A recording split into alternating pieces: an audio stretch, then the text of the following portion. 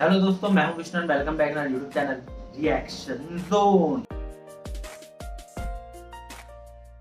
और दोस्तों कैसे हो? तो दोस्तों आज जो वीडियो मैं आपको लेके आऊँ वो फिर से एमसीसी के ऊपर है, क्योंकि लास्ट वीडियो भी मैंने एमसीसी के ऊपर ही बनाई थी, एमसीसी नेपाल। जी हाँ, लास्ट वीडियो जो बनाई थी मैंने उसके अंदर सारी क्लियरिटी सब कुछ हमने क्लियर कर दिया था, क्या इसके एडवांटेजेस क्या इसके डिसएडवांटेजेस है। लेकिन ये जो वीडियो है इसके अंदर भी पूरा डिटेल में हमको बताया गया है।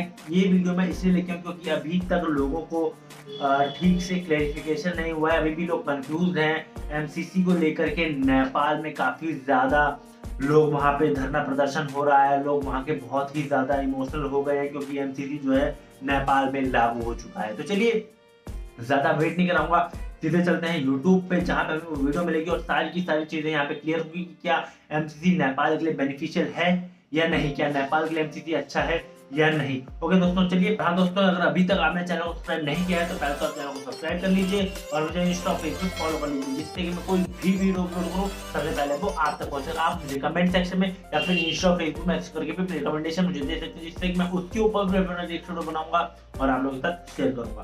तो चलिए ज्यादा वेट नहीं कराऊंगा, सीधे चलते हम लोग यूट्यूब पे जहाँ पे हमें वो वीडियो मिलेगी। ओके दोस्तों, तो जैसा कि हम लोग यूट्यूब पे आ गए हैं, अब यहाँ पे सर्च कर लेते हैं what is MCC in Hindi study.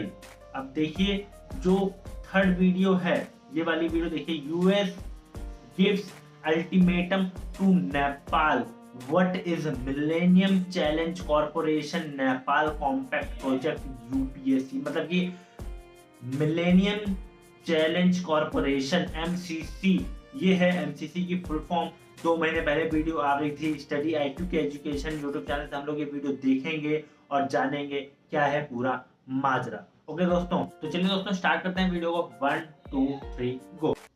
नमस्कार दोस्तों। नमस्कार। अमेरिका ने फाइनल अल्टीमेटम दे दिया है नेपाल को और ये कहा है कि टेक इट और लीव इट। बेसिकली ये पूरा मामला रिलेट करता है मिलेनियम चैलेंज कॉर्पोरेशन से, जिसके तहत अमेरिका जो है वो कुछ ग्रांट देने वाला है। $500 मिलियन का कुछ ग्रांट बताया जा रहा है। लेकिन यहाँ पर कुछ पॉलिटिकल मुद्दों को चलते कई सारी चीजें हैं जो कि मैं आपसे वीडियो में डिस्कस करूंगा।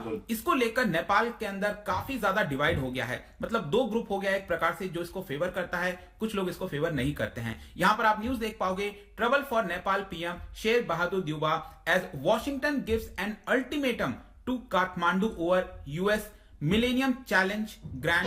और इसी को लेकर रिसेंटली काफी खबर आ रही है, जो नेपाल के प्राइम मिनिस्टर हैं वो रिक्वेस्ट कर रहे हैं बाकी के सभी पॉलिटिकल पार्टी से कि हमें इसको एक्सेप्ट कर लेना चाहिए। तो ये पूरा मामला है क्या, आखिरकार ये जो एमसीसी की हम बात कर रहे हैं इससे होगा क्या, भारत का इससे क्या संबंध है, वो सारी चीजें मैं आपसे डिस्कस करूंगा। चलिए आगे बढ़ते हैं। लेकिन उसके पहले अगर आप यूपीएससी या फिर किसी भी एग्जाम की तैयारी कर रहे हैं तो आप हमारे ऐप को डाउनलोड कर सकते हैं या फिर studyIQ.com विजिट कर सकते हैं, वहां से सारी जानकारी आपको मिल जाएगी।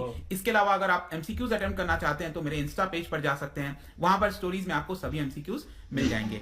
चलिए सबसे पहले हम इसके बैकग्राउंड को देख लेते हैं कि एग्जैक्टली ये पूरा मुद्दा आया कहां से इसकी शुरुआत होती है। देखिए यहाँ पर जो मेन राइवलरी है वो आपको यूएस और चाइना के बीच में देखने को मिलेगा।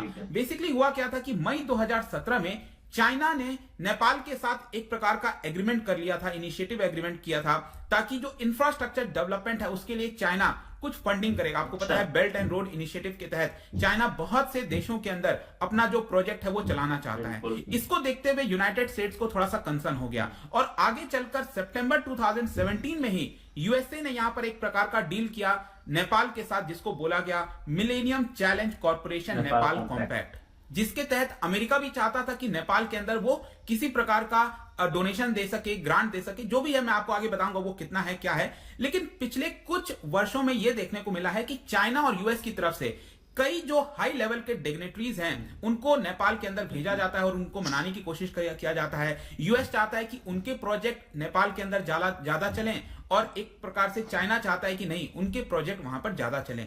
रिसेंटली ये देखने को मिला था कि हाई प्रोफाइल विजिट हुआ था प्रेसिडेंट शी जिनपिंग का अक्टूबर 2019 में। एक बहुत ही सिग्निफिकेंट इवेंट था। इनफैक्ट मैं आपको बताऊं तो करीब 20 एग्रीमेंट हुए थे नेपाल और चाइना के बीच में, जिसके अंदर बेल्ट एंड रोड इनिशिएटिव के तहत सपोर्ट भी किया गया था, रेलवेज हो, रोड कंस्ट्रक्शन हो, इसके लिए $2.75 बिलियन का पूरा एग्रीमेंट हुआ था। तो ये सारी चीजें हुई। लेकिन हुआ क्या है कि यूएस के साथ ये वाला जो मिलेनियम चैलेंज कॉर्पोरेशन वाला जो एग्रीमेंट है वो अभी भी नेपाल के पार्लियामेंट से रेटिफाई नहीं हो पाया है। देखिए कोई भी सरकार अगर इंटरनेशनल किसी भी देश के साथ कोई एग्रीमेंट करती है एग्रीमेंट करने के बाद उसको अपने देश के अंदर वहां की संसद से चीजों को पास कराना होता है, तभी वो वैलिड होता है। तो जो चाइना के साथ बेल्ट एंड रोड इनिशिएटिव वाला मामला है वो तो चल रहा है नेपाल के अंदर, लेकिन यूएस के साथ ये जो मिलेनियम चैलेंज कॉर्पोरेशन है वो एग्रीमेंट तो कर लिया है एक प्रकार से नेपाल ने, लेकिन उसको अभी भी नेपाल के पार्लियामेंट से रेटिफाई नहीं किया गया, पास नहीं किया गया है। और इसका मेन कारण पॉलिटिकल टसल आपको देखने को मिलेगा, मतलब जो पॉलिटिक्स है नेपाल के अंदर उसकी वजह से पूरा जो डिवाइड है वो देखने को मिल रहा है। कुछ लोग यूएस को सपोर्ट कर रहे हैं, कुछ लोग चाइना को सपोर्ट कर रहे हैं। अब यहां पर क्वेश्चन आता है कि ये मिलेनियम चैलेंज कॉर्पोरेशन है क्या एग्जैक्टली। देखो ये पूरा अगर आप बजट देखोगे एमसीसी का, ये है $630 मिलियन के आसपास का। करीब इसके अंदर $500 मिलियन अमेरिका देगा, कंट्रीब्यूट करेगा, और नेपाल का कंट्रीब्यूशन इसमें $130 मिलियन के आसपास होगा। और इस पर्टिकुलर एमसीसी के अंदर दो मेन प्रोजेक्ट्स हैं। वो दो मेन प्रोजेक्ट कौन से हैं? एक है 300 किलोमीटर लंबा 400 kilo volt electricity transmission line, जो होता है ना इलेक्ट्रिसिटी ट्रांसमिशन के लिए लाइन बनाना होता है, तो 300 किलोमीटर लंबा ये पूरा ट्रांसमिशन लाइन बिछाना है। और जो दूसरा इसके अंदर प्रोजेक्ट है मेन, वो है 100 किलोमीटर का ईस्ट वेस्ट हाईवे जो नेपाल को यहां पर जोड़ेगा। तो ये जो दो प्रोजेक्ट हैं वो इस एमसीसी के अंदर आपको देखने को मिलेंगे। और ये जो एमसीसी है ऐसा नहीं है कि सिर्फ नेपाल के लिए किया गया है। एमसीसी एक प्रकार का यूएस का फॉरेन असिस्टेंस एजेंसी है जिसको बनाया गया था पॉवर्टी को फाइट करने के लिए। इनफैक्ट आज के डेट में एमसीसी करीब 30 कंट्रीज के अंदर देखने को मिलेगा। जैसे चाइना का बेल्ट एंड रोड इनिशिएटिव है, उसी के तहत आप कुछ यूएस का भी कह सकते हो 30 कंट्रीज में देखने को मिलता है, जिसका वर्थ $13 बिलियन बताया जाता है। बेसिकली इसको बनाया गया था 2004 में यूएस के जो उस समय प्रेसिडेंट है जॉर्ज बुश, और इसका बनाने का मेन मकसद ये था कि 9/11 के बाद यहां पर जो टेररिज्म है उसको विश्व से खत्म किया जाए। मतलब ऐसे देश जहां पर गवर्नमेंट इनस्टेबल हो सकती है, और आपको पता है जब पॉलिटिकल इंस्टेबिलिटी होती है किसी भी देश में तो वहां पर विद्रोह, वहां पर टेररिज्म, इस तरह की चीजें उत्पन्न होने का एक प्रकार से खतरा होता है। तो ऐसा ना हो, उसको रोकने के लिए एक प्रकार से आप कह सकते हो कि ये जो मिलेनियम चैलेंज कॉर्पोरेशन है वो यूएस के द्वारा बनाया गया। अब हुआ क्या है कि उसकी वजह से नेपाल इस समय बीच में फंस गया है। मतलब जो दो बड़े सुपर पावर हैं यूएस और चाइना, उन दोनों के बीच में यहां पर आपको फंसता हुआ देखने को मिलेगा। और यही चीज वहां के जो ऑथर हैं संजीव, उनके द्वारा इसको बताया गया है। इनफैक्ट उनका यह कहना है कि यहां पर ये जो मिलेनियम चैलेंज कॉर्पोरेशन है वो एक अच्छा चीज है, जैसे कि गुड गवर्नेंस को सपोर्ट करना, इंफ्रास्ट्रक्चर डेवलपमेंट करना, सिक्योरिटी को सपोर्ट करना, ये सारी चीजें इसके अंदर देखने को मिलेंगी। इनफैक्ट ये बताया गया है कि जो दो गोल है ना यहां पर, उसको लेकर कोई प्रॉब्लम नहीं है। लेकिन मेन इशू यहां पर एक और चीज ये देखने को मिला कि जो यूएस के वाइस प्रेसिडेंट जो पिछले थे ना डोनाल्ड ट्रंप के दौरान, आपको याद होगा माइक पेंस, उनके द्वारा पब्लिक में 2 बार ऐसा बोला गया था कि millennium challenge corporation is a part of Indo Pacific treaty design to counter China. तो आपको पता है कि नेपाल के अंदर काफी लोग चाइना को सपोर्ट करते हैं, तो उन लोगों को ये चीज पसंद नहीं आया। कहीं ना कहीं एक भय क्रिएट करने की कोशिश की गई नेपाल के अंदर कि इस मिलेनियम चैलेंज कॉर्पोरेशन के तहत क्या होगा कि यूएस अपनी आर्मी को नेपाल के अंदर भेज देगा। और इसीलिए बहुत से लोग खफा हो गए, नाराज हो गए कि नेपाल की सरकार को मिलेनियम चैलेंज कॉर्पोरेशन एक्सेप्ट नहीं करना चाहिए। तो ये बहुत बड़ा कारण आपको देखने को मिलेगा नेपाल के अंदर। दूसरा, अगर हम पॉलिटिकल इंस्टेबिलिटी की बात करें, ये भी एक बहुत बड़ा कारण है जिसकी वजह से ये एमसीसी इंप्लीमेंट नहीं हो पा रहा है नेपाल के अंदर। क्योंकि अभी आप देखोगे तो नेपाल में 2017 से चुनाव नहीं हुए हैं, जो चुनाव है वो 2022 में होने वाले हैं। और 2022 में क्योंकि अब रिसेंट चुनाव होने वाले हैं, कोई भी पॉलिटिकल पार्टी एक क्लियर स्टैंड नहीं लेना चाहती, मतलब अपने वोटर्स को नाराज नहीं करना चाहती। वैसे इस समय अगर आप देखोगे तो नेपाल के अंदर जो नेपाली कांग्रेस है और जो जनता समाजवादी पार्टी है वो इसको सपोर्ट करती है एमसीसी को होल हार्टेडली, लेकिन बाकी की जितने पार्टीज हैं वो अपनी पोजीशंस को चेंज करते रहते हैं। और इसीलिए इसको रेटिफाई करने में इतना समय लग गया, क्योंकि पार्लियामेंट में सभी पार्टीज का मत चाहिए, मेजोरिटी चाहिए, तभी चीजें हो पाएंगी। और इसके अलावा यह भी बताया गया कई सारे लोगों के द्वारा जो इसको नहीं चाहते, उनका यह कहना है कि जो भी इलेक्ट्रिसिटी प्रोड्यूस होगा मिलेनियम चैलेंज कॉर्पोरेशन के तहत, वो लोकल कंजम्पशन के लिए नहीं दिया जाएगा, उसको भारत भेज दिया जाएगा, एक्सपोर्ट कर दिया जाएगा। तो जब लोगों को यह सुनने मिला तो लोग वहां पर इसको लेकर नाराज हो गए। अगेन इसका बेसिकली ये कहने का मतलब है कि लोकल इकोनॉमी को शायद बेनिफिट नहीं होगा एमसीसी से, इसी की वजह से लोग कहीं ना कहीं इसको नहीं चाहते हैं। इनफैक्ट नेपाल के अंदर आप देखोगे तो पोटेंशियल बहुत ज्यादा है हाइड्रो पावर जनरेशन की, जो 6000 से ज्यादा आपको छोटे और बड़े रिवर्स देखने को मिलेंगे।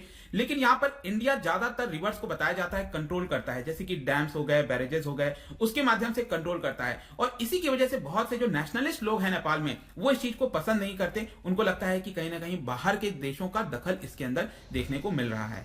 तो ये सब कारण आपको देखने को मिलेगा। इसके अलावा मैं आपको एक और चीज बताता हूं कि अमेरिका ने ये जो एग्रीमेंट साइन किया एमसीसी नेपाल के साथ, उस समय अमेरिका ने कहा कि ये हम डोनेशन के तौर पर दे रहे हैं, लेकिन आगे चलकर पता चला नहीं ये तो डोनेशन, क्योंकि डोनेशन क्या होता है, आपने सिंपली पैसा दे दिया और नेपाल जैसे चाहे उसको खर्च करे।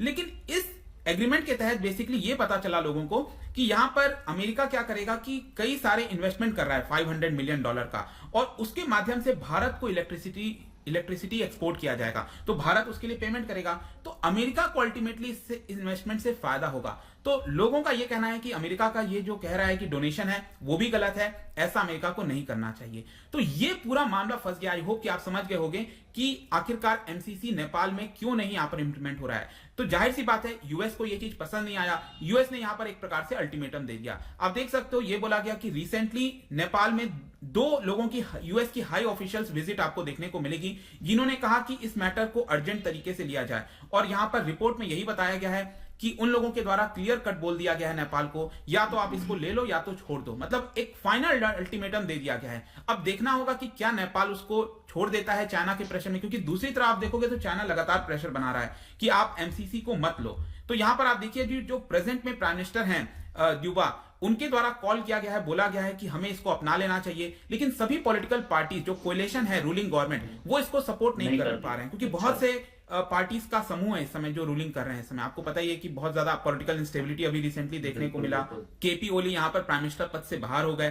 तो वो सारी चीजें अगर आप देखोगे तो एक टसल यहां पर जो चाइना और यूएस के बीच में है, उसमें यहां पर नेपाल फंस गया है। देखते हैं किस तरह से चीजें आगे आप बढ़ पाती हैं, रिलेशंस कैसे होते हैं, क्या नेपाल के रिश्ते अमेरिका से काफी खराब हो जाएंगे, वो तो समय बताएगा। लेकिन इस वीडियो के माध्यम से आपको सब कुछ समझ में आ गया होगा। जाने से पहले एक इंटरेस्टिंग क्वेश्चन, क्योंकि हम चाइना की बात कर रहे हैं, क्या बता सकते हो इन 4 देशों में से किसको चाइना कहता है ये रेनेगेड प्रोविंस है? रेनेगेड प्रोविंस कौन से देश को कहा जाता है चाइना के द्वारा? रेनेगेड का मतलब होता है कि जिसने बिट्रे किया हो। तो इसका राइट आंसर आपको पता ही है, मेरे इंस्टाग्राम पर तो मिलेगा ही, वहां पर अगर आप नहीं हो कोई बात नहीं, टेलीग्राम से भी ले सकते हैं इसका सही उत्तर। मैं कई सारे एमसीक्यूज यहां पर डालता रहता हूं स्टोरीज के फॉर्म। आपको पता है इसमें सही जवाब कौन सा है? तो चलिए उसकी चीजें तो हम देखते रहेंगे। ताइवान, हांगकांग, यही देश हैं जिनको चाइना कहता है कि भाई साहब। अब देखो मेन मुद्दा क्या है? मेन मुद्दा है एमसीसी का। नेपाल में जो मेन मुद्दा एमसीसी का चल रहा है, वो तो नेपाल के लोग इसको या तो समझ नहीं रहे, कुछ लोग समझ रहे हैं, कुछ लोग नहीं समझ रहे हैं। एक तरह का इसका कोई भी चीज़ अगर नई चीज़ आती है तो इसका पॉजिटिव नेगेटिव दोनों इम्पैक्ट होता है। नेगेटिव इम्पैक्ट इसका ये हो सकता है कि यूएस अपने जो वहाँ पे वो अमाउंट पे कर रहा है $500 मिलियन की जो डील हुई है वहाँ पे, उसको रोड के लिए, एनर्जी के लिए, इलेक्ट्रिसिटी के लिए जो भी वो यूज़ करेंगे, उसके बाद वो वहाँ पे अपने ट्रूप्स भी भेज सकता है। यूएस वहाँ पे अपनी आर्मी भेजेगा तो उससे क्या होगा, इंडिया और चाइना पे वो नजर रख सकता है। वो साफ साफ उन्होंने बोला, जॉर्डन ने बोला कि भाई साहब हम सिर्फ और सिर्फ नेपाल पे नजर रखना चाहते हैं। क्या पता यही उनकी स्ट्रेटेजी हो। 30 से ज्यादा देशों को ये लोग एमसीसी दे चुके हैं, तो कुछ भी हो सकता है। बाकी इससे जो नेगेटिव पॉइंट्स ये भी है कि वहाँ के लोगों की जमीन जाएगी, पेड़ पौधे कटेंगे। पिछली वीडियो में मैंने बताया था कि वहाँ पे जो भी नेपाल की जो खूबसूरती है, नेपाल की जो ब्यूटी है, वहाँ की ग्रीनरी, वहाँ के पेड़ पौधे जो कि इतना हरा भरा, इतना खुशहाल माहौल देते हैं नेपाल को, वही चीज नहीं रहेगी तो